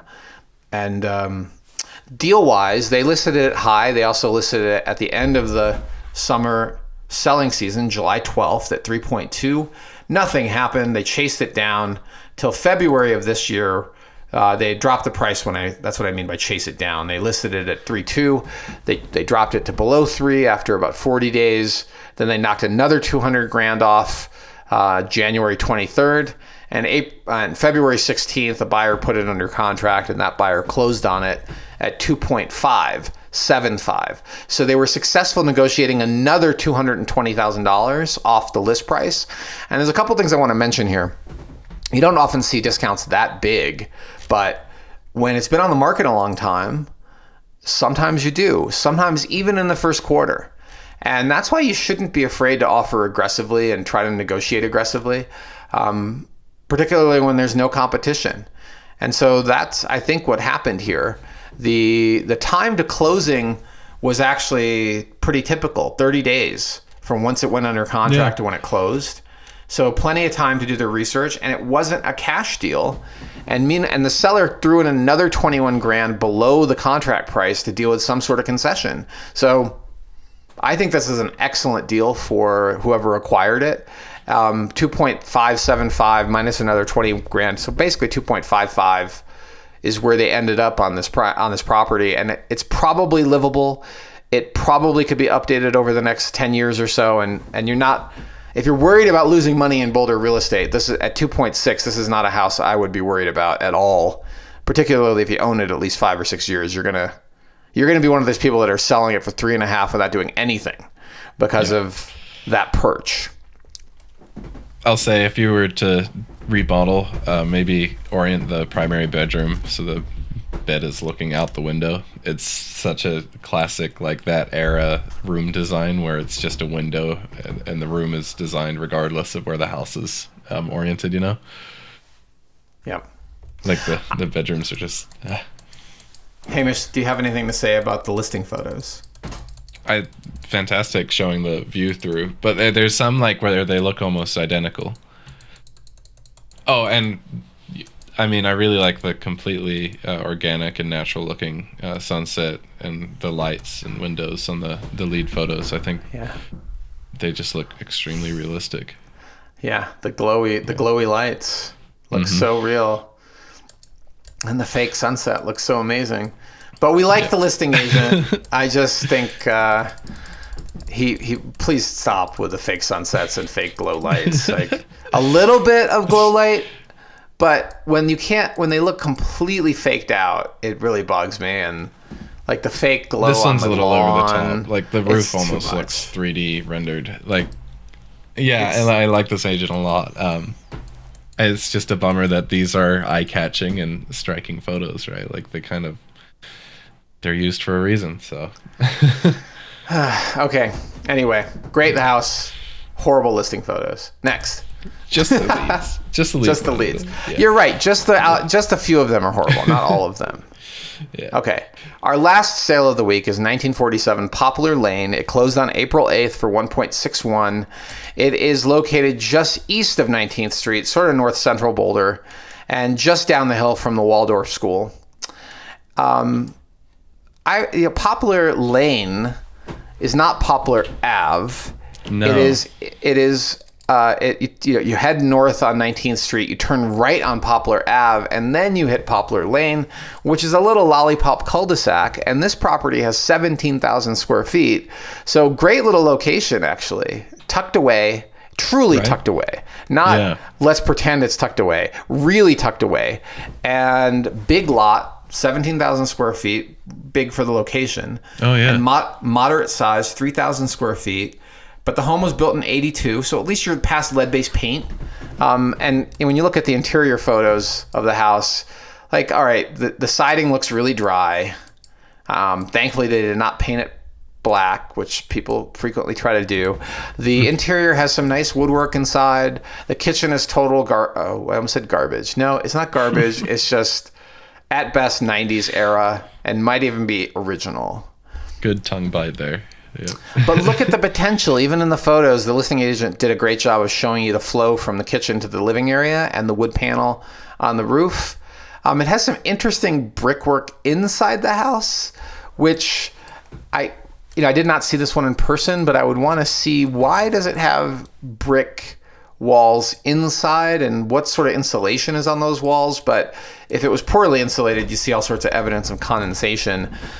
Basement, again, more brick, and I wonder if it's faux brick because it's brick above drywall. Like, there's all sorts of interesting historic aspects of this home. Historic, not necessarily in a good way, but historic in a curiosity way. They threw some solar panels on top at some point, which is great. But I think the house actually, if you gutted the dated interior, and you may have to add a window package, and you redid the interior with modern. It's not modern, but contemporary. I think it's a great house, and the location is fantastic. And it's moderately sized. It was listed on March 11th. It went under contract right away. I don't know how they managed to negotiate a bit of a discount, because this should have been a full price listing at 1.625. Like, this is a no-brainer. Yeah. And they got it. They sold it for 1.610. And they negotiated another $26,000 in unknown concessions. My guess is the roof, but I don't know. We don't know what caused that additional concession. So kudos to the buy-side agent for getting their client in there and getting this under contract right away, not cash, slightly symbolically $15,000 below list, but then another $26,000 likely on inspection issues. This is a great house and a great deal. 1.6 all day long. This could have been over 2. Looks like original owner too, like rare really? deal. Yeah. Oh. I mean, I'm going off of realtor.com, so you've got the real details, but I don't think so. Let's see. So, yeah, it's the same name all the way back till at least like 1986. Right? Yeah. It looks like that's the same name. So, one owner. Yeah, one owner car. One owner house. One owner cars are, so Hamish and I are car people, as you probably know by listening to the pod. And one owner vehicles are perceived as somehow magically better than 2 or 3 or 4 owner vehicles, but not necessarily the case. And the same is true with houses. It doesn't really make a difference how many owners. Although at least know the owners should have full knowledge of the house if they've owned it for 30 plus years. But they could also be elderly and have dementia, and you have no idea. Like, it could be like the person who's surviving, the surviving spouse didn't do any of the maintenance, knows nothing. And it doesn't really mean anything when it's a one-owner house, but it's interesting. It's fun to say. Yeah. All right. Those are the sales of the week. Fantastic. Chugging right along. And now for... don't know how to frame this. We always have good news when we bring up Boulder City Council, don't we? Oh boy. This is In the News, our segment where we talk about local news, and particularly local news that impacts real estate. And there's a couple of pieces that I think are important for people to pay attention to this week, or pay attention to right now. And that City Council is considering impact fees on house projects. They're looking at levying a $15 per square foot additional fee just for the impact of how dare you expand your home and pull a permit. We're going to charge you $15 a square for doing that. They're also looking at ditching parking minimums. Is that also city level or county level, Hamish? I think that's also... one of the articles specifies city council. Like, yep. Yeah, but the other one didn't, so I wasn't sure. And they're talking about levying a vacancy tax on empty homes, vacant homes. So... 3 pieces, 3 articles. They're all sort of related. And boy, how fun. I was at a little happy hour with one of our clients and friends yesterday, Hamish. And I will quote him verbatim. He said, "Boulder City Council cares about everybody except for homeowners. They hate homeowners." Oh, man. And you wanted me to buy in Boulder, Osman? You wanted me to suffer with you? And I reminded him that our beautiful city is still our beautiful city, even as we add more people and even as we have our challenges. The core of what makes Boulder a magical place is here. And the increase in humans living here comes with some negative aspects in terms of traffic. We have more big city problems. More homelessness than we've had. We have more apparent crime. I don't know if it's true or not, but it feels that way. And certainly the concern with people living on our streets and in our bike paths, on our bike paths, in our riparian corridors, our stream corridors like Boulder Creek, the number of people living in Boulder Creek is of concern. And meanwhile, the proposals all seem to target people's ability to do anything with their homes. And so a couple of things that most people don't think about, right? So impact fees on home, if you want to build an ADU, right? An additional $15 per square adds significant costs for a lot of people. And for the ultra wealthy people they're not going to be, hold on a second, Hamish. Let me just wrap this up and then you can go. The people with deep pockets are not going to care about 15 per square. But the people that are struggling to make Boulder livable for their families and want to do various tax increases, and want to do a small addition now get the privilege of paying an additional 15 per square for no reason other than the supposed impact this has on the rest of our community. Don't like it. Okay, what were you going to say? I'm reading a little bit further, and it looks like this is all hearsay.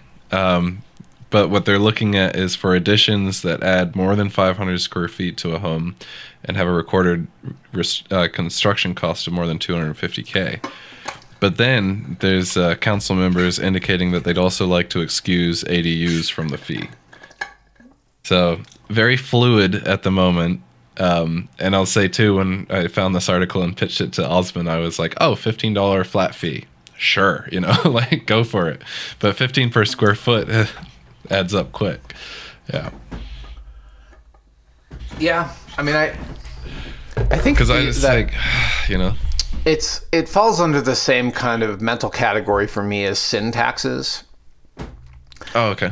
Sin taxes are taxes on gambling, taxes on alcohol sales, tobacco sales, and clearly in the city of Boulder, wanting to add a home addition. Housing is a sin.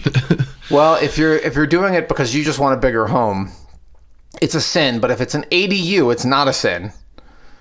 But if it sort of reminds me of like a Dennis Leary joke. I think it was Dennis Leary or Dennis Miller who was talking about animals and how, some animals we have a very cherished perspective, like sea otters. Like we love those sea otters with their cute little hands.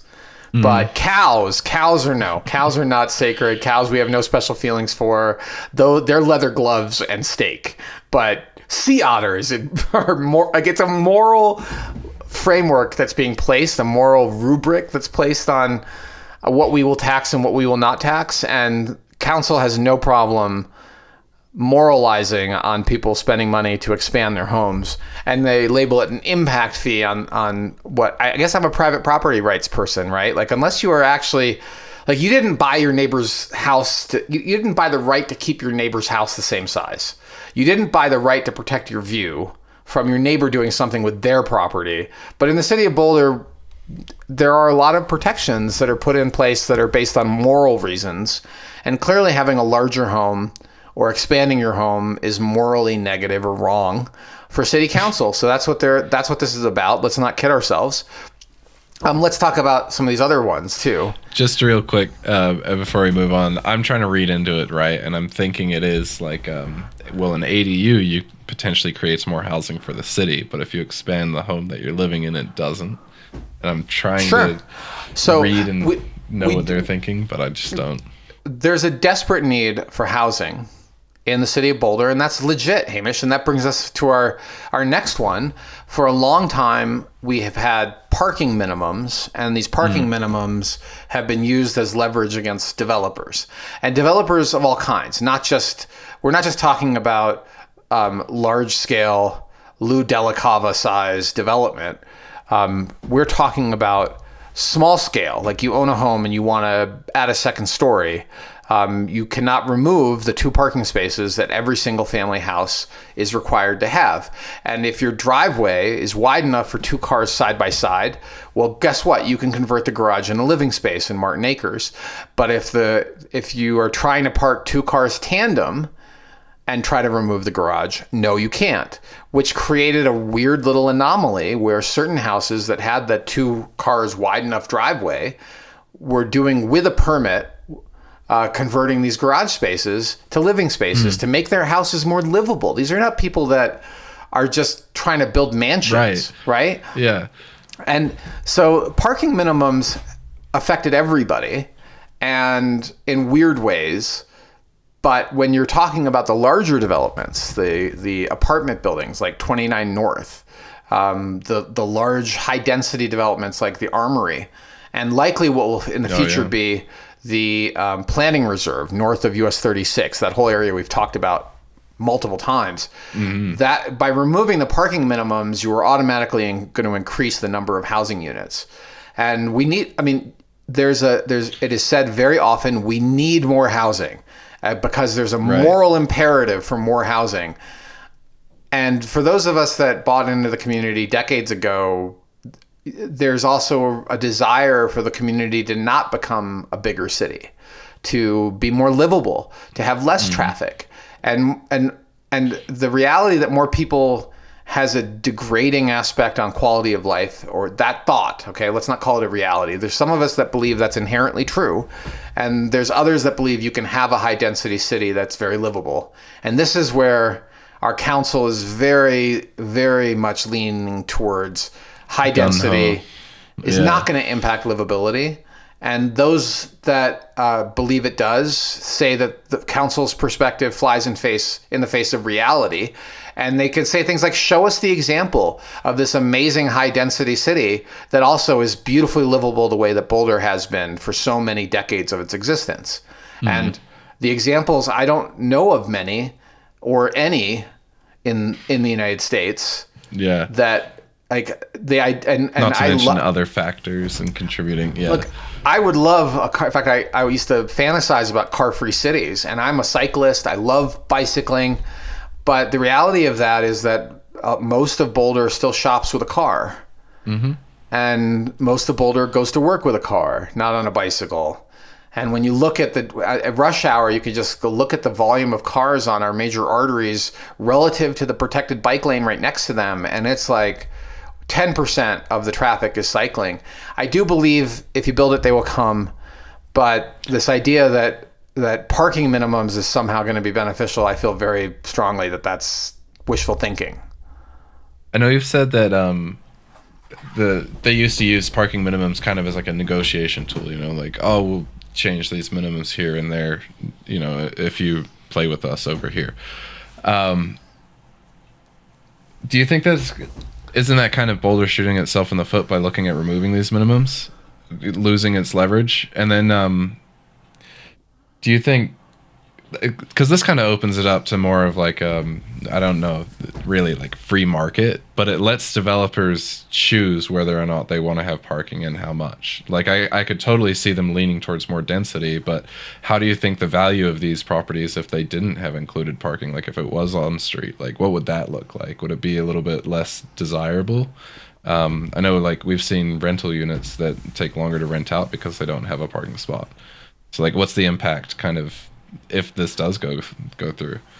I mean, that's a legit point that for apartments that don't have adequate parking, they may not be as desirable, and that has a market impact on their resale value. But there's a lot of people that want to pretend they can live car free, but then they'll go park their car in the adjacent neighborhood. Or it snows. It's winter here, you know. Right. It snows and it's cold. Winter here. I don't want to go out. But but basically that impact, in my opinion, just gets shifted to other neighborhoods that don't have limited parking, that don't have permit parking. And ultimately those neighborhoods will have permit parking. Like and over time, this is just a continued densification of our city. That's the inevitable result. Yeah. And you it's a one-way road. You cannot, once it's built, you are not going to find any way to, I mean, I guess unless where there's the car's going to start going. Detroit style like economic collapse, you will not see these cities moving in opposite directions. And it's very hard to claw back quality of life once these decisions have been made. And that's the track we're on. Some people will go, and I'm not these people, but some people will go as far as to say these are giveaways to large scale developers, and that the concessions we were able to negotiate for parking minimums, that part, the leverage, right? We're losing our leverage. And I would say, well, the leverage was then used to do what? To force the developer to build affordable housing units or make a payment in lieu, which really tells you the city's priorities. Like they'll take money, and then in fact, some of these articles point to it, how much money it generates for the affordable housing program. Well, what is that money used for? It's used to build rental units. And we're building a permanent underclass of renters and bureaucracy that manages the rental units. These are not for sale units. And I've brought this up repeatedly in person with council members privately. Like, why are we not forcing developers to build for sale units like you see in other communities? Instead, it's just this giant bureaucratic growth of rent control. And it doesn't work. For those that want, the American dream is not to pay your city to be your landlord. I'm thinking affordable housing might be a sneaky phrasing then, right? Because your housing is affordable, but maybe we're advocating for affordable ownership, right? Like something to that effect. Yeah, and affordable equity. Not everyone's cut out to be an owner, right? You have to deal with maintenance. You are taking the risk of upside and downside. It's a serious responsibility. 2 years into this, it's real, yeah. Not everyone's ready for that. Fair enough, but there should be some balance between for rental development and for purchase development at every price point. And the council has never, in my opinion, ever really looked at that seriously. Okay, last article, and then we're going to move on to Carveouts. On that one, because we could just keep hammering council. And I feel like any staff is listening to this is marking my name in a little book that's like... You're going to get so many visits. Yeah. I'm never going to get a permit ever in this city again. Okay, so the last item, and I think we can then wrap up the news, is that council's also eyeing a vacancy tax on homes that sit empty. And I what do you think of this issue, Hamish? What's your position on this? I have a buddy who manages 200 homes for a large corporation in Arizona, and they're required to keep, he's required to keep a certain vacancy rate in the neighborhood. I don't know the economics of that or the reasoning behind it, but it does seem a little bit counterproductive, especially as like a company looking to generate income from rental. It's maybe try and control the supply and demand side of things.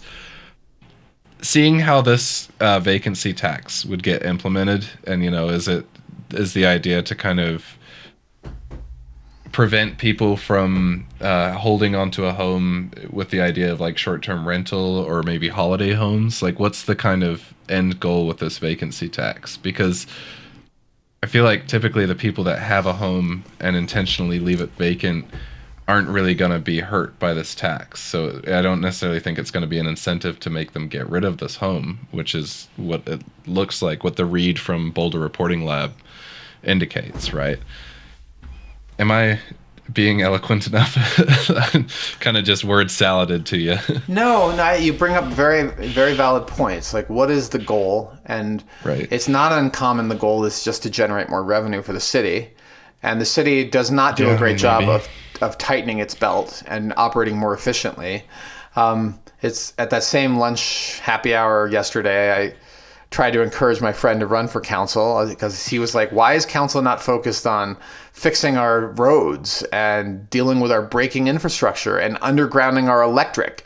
Instead, they're focused on how do we raise more money and spend it foolishly? I'm like, okay, well, that seems to be what's happening, and I would vote for him. And he's like, I'm not running for council. I would too. I just saw who you're having lunch with. Yeah. All day long. Check your calendar. Yeah. He's not running for council. But there's a moral lens again, right? Vacant homes in a time of home scarcity are a sin. And not great optics. Yet these homes are not the type of home that middle income people are going to be able to afford to rent to begin with. So is it going to have a material impact on dropping the value of these homes? No. Is it going to raise some revenue for the city? Yes. Is it yet another bureaucratic layer of penalties you get as a homeowner and taxpayer in the city of Boulder? Yes. And who does it benefit? It benefits city bureaucracy by having more money without having any material impact on housing affordability. Zero impact from doing this. So that's my take on it. That's my hot take. And I think that if you're going to take moral positions on vacant homes, you should just come out and say it, that we find this empty home to be offensive because it could be housing people. And we want you to turn it into a rental or pay $15,000 more a year for not renting it. And some people will sell it because of that. but I don't think it'll have a material impact on affordability at all. Go ahead, Hamish. As far as affordability goes, I agree. Funnily enough, a more recent estimate by city officials projects that a vacancy tax could generate between $1 and $2 million annually, which we checked out the budget of Boulder. That's like pretty minuscule considering the whole thing, isn't it? It's a drop in the bucket. Yeah, 100%. And then it does say second homeowners, but that doesn't, I mean, I'm thinking of people who have like a second home, as in, one up in Aspen so they can go skiing or something like that. This, to me, feels geared more towards kind of the single family homes, like the first sale of the week home that we looked at, that massive for a large family unit type of home. But I don't imagine those are the ones that are vacant. I'm purely speculating at this rate. Look, we've had clients, and this is before your time, that have 5, 6, 7 homes all over the world. Mm-hmm. They have a staff to manage these houses. They're not vacant year round. They occupy them for 3 months of the year. And I don't know what that whether that would trigger the tax or not. It's just a question of, is that real? I mean, there's so many questions. I know, right? It's like, one, is this worth moralizing about? 2, is what problem is this actually solving? 3, yes, we're raising revenue, and $2 million is nothing to sneeze at. It's real money, but it's a drop in the city budget. And 4, what are we raising the money for?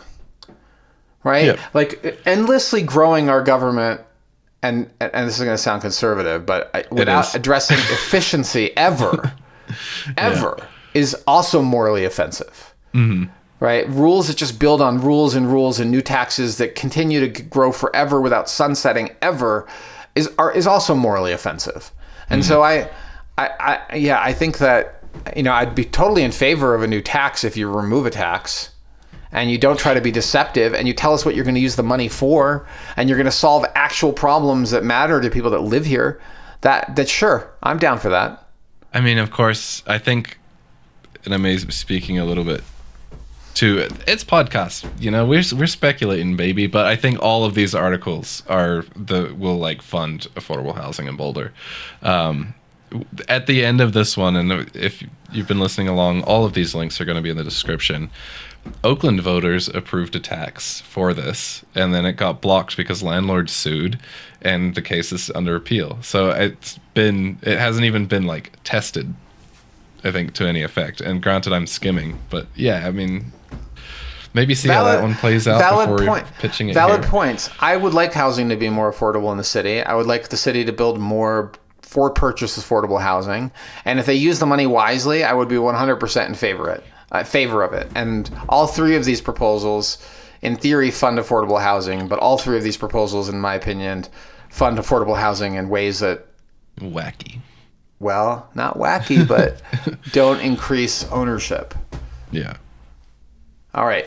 I think that's it for our In the News segment. I'm afraid we've lost some potential clients because of my perspective on taxation, and the city council, if nothing else, made my life a little more difficult next time I try to pull a permit.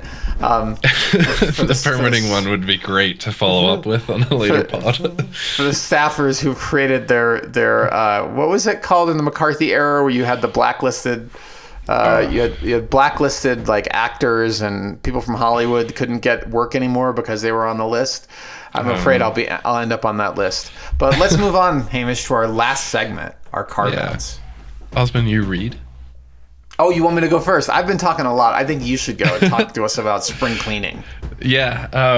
I was genuinely struggling to find a topic for today's carve-out. I've kind of gone over my exciting things, the cars, the garden, a few home projects and stuff. So I was like, now what's going on? And right when it started getting warm, a couple of weeks back, I was cleaning out my garage, and a buddy had a toolbox, and we alluded that we're into cars. So a buddy had a toolbox and sold a lot of tools out of it, and I inherited it. So thus begins the spring cleaning project of organizing and getting the garage into as mechanical automotive shop adjacent single car garage that it can be. Right now it's just a lot of organization, but I've done a few maintenance projects and repairs and things on my cars since, and just having localized tools in a place, like in a home, instead of, I used to have like 4 or 5 bags that I would just group tools in. Night and day difference. So really, really stoked on that. And then Osman, you got those like Costco kind of scissor lift type of jacks, didn't you? Yep. Something like that I'd be thinking about. I'm not tall enough for like a 2-post lift or anything, but a method to lift the car would be neat. I would consider selling mine to you. I don't use them enough to really justify having them. It's just easier to use the single jack to do snow tires. I thought it would be way more efficient to set up the scissor jack, but I have used it once on an oil pan that needed to be replaced. So, yeah, on the Audi. Yeah. No, I don't know. We'll get there on that, but the big one is just, it's warm now, so there's no issue to sit in the garage. Mr. Balls, my cat, loves the garage. There's something about it. I don't really understand it, but he sits out there with me and hangs out while I organize the tools and throw stuff away. So he is your cat. He is a cat that chose you, clearly. Yeah, he's funny and he's a lot of fun. So. Yeah. But yeah, light Carveout from me. Really just stoked for the warm weather, and it's like seasonal depression washes away. Warm weather until the snowstorm hits this afternoon. Literally, yeah. We are hours away. The countdown is on for the sudden change in the weather. All right, well, cool, Hamish. I'm really glad you have that space to do the stuff that you want to do when you're not doing real estate stuff. That's great. Yeah. And I mean, cars, so I'll keep you posted on that. Yeah. And let me know if you want to negotiate on a scissor lift. Okay. Yeah. All right. Here's my Carveout. Stay in touch. So this is a book. It's probably going to be backwards on the screen. I'm not sure. It's actually straight. It's correct. Oh, is it? Yeah, okay, great. So a client I'm working with right now gave me this book, and it's called Being Mortal by Atul Gawande. And it's medicine and what matters in the end. And I'm only a couple of chapters into this book, but it resonated really deeply. It's a topic that I've spent a lot of time thinking about ever since I was a little kid. And the author and I have some background in similarity. He's also of Indian origin, and both of his parents are also physicians, like my parents. He is a physician. Obviously, okay. I'm not. I'm a happy real estate mogul, real estate agent, not a mogul, just a real estate agent. And I remember growing up, my dad talking about, as a primary care physician, the struggle he had with what he saw at the end of life, and how the Western medical system, the Western medical system would basically encourage people to take heroic action, very expensive actions to try to prolong life at the very end, and how doctors and the whole system would encourage it. And rather than, at any cost attempts, these people were basically spending huge amounts of money and getting a very low quality of life at the end. Mm-hmm. Like, they might extend their life for a brief period, but that time period of extension was filled with misery, filled with medical tests and kind procedures of grasping at the that were never going to be for-profit, that had such low probability of success. But the lack of willingness to accept the end of life, coupled with a for-profit Western medical system, was just tragic. Mm. And that's what this book is actually about. And maybe I should read you a little blurb from the back just to give you a taste of it. It says, "Medicine has triumphed in modern times, transforming the dangers of childbirth, injury, and disease from harrowing to manageable. But when it comes to the inescapable realities of aging and death, what medicine can do often runs counter to what it should." And so through eye-opening research and gripping stories of his own patients and family, the author reveals the suffering this dynamic has produced. Nursing homes devoted above all to safety battle with residents over the food they are allowed to eat and the choices they're allowed to make.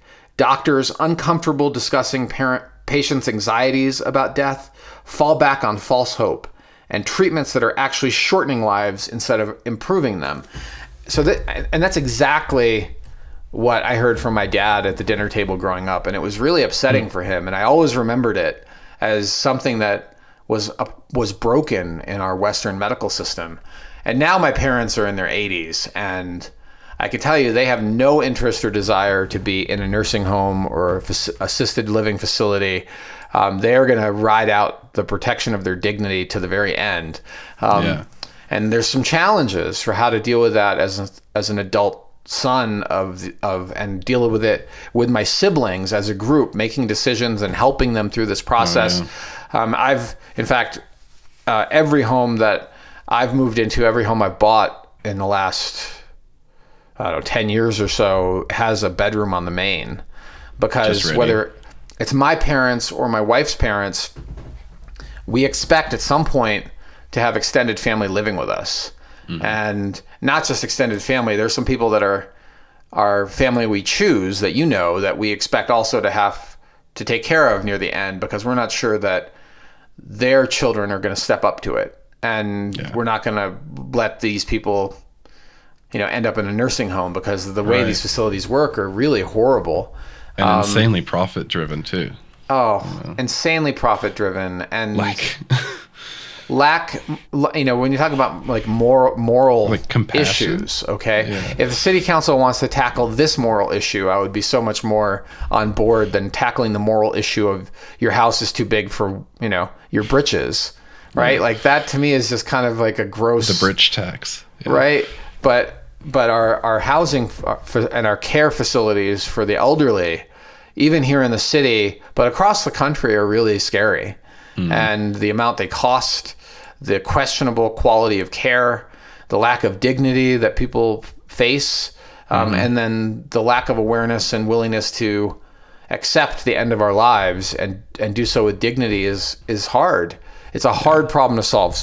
And I'm really grateful for the client that gave me this book, they're both in healthcare, and I've started reading it. Are they tomorrow's clients? They are tomorrow's clients. Oh, cool. Yeah.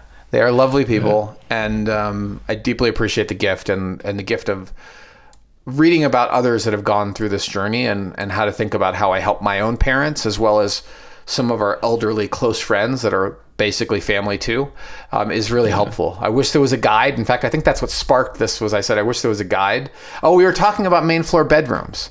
And I said, at some point, you may want a family member living with you. You should think about a home that has a main floor level bedroom. And that sparked this whole discussion. And I mentioned, I wish there was a guide, like a way for adult children to think about these issues before they're forced on them. And that's how this book came into my hands. So deep appreciation for my clients. I'm not going to name their names, but they know who they are if they happen to be listening to this. And that's my carve out for this podcast. Fantastic. And at the start of the podcast, I was talking to Osman about his various books and stuff. Him and I are currently engaged in a book club book for the science of storytelling. So maybe we'll talk about that in a pod to come. Just started it, Osman. Finished the introduction. Excellent. Did you like it? Yeah. I love, when I was younger, starting reading books and stuff, I always skipped the forewords, the introductions, all that, because I didn't care. But they're so useful. They tell you how to read the book, so yeah. But cool. That's all. Yeah. All right. Well, I think this is a good point to wrap up the podcast. Hamish, do you want to do our ending chant, our mantra to wrap it up? It's been a little while. I'll take a crack. Well, dear listener, thanks for making it this far in the podcast. We had a lot of fun recording it. I'm speaking for you here, Osman, and we hope you had just as much fun listening to it.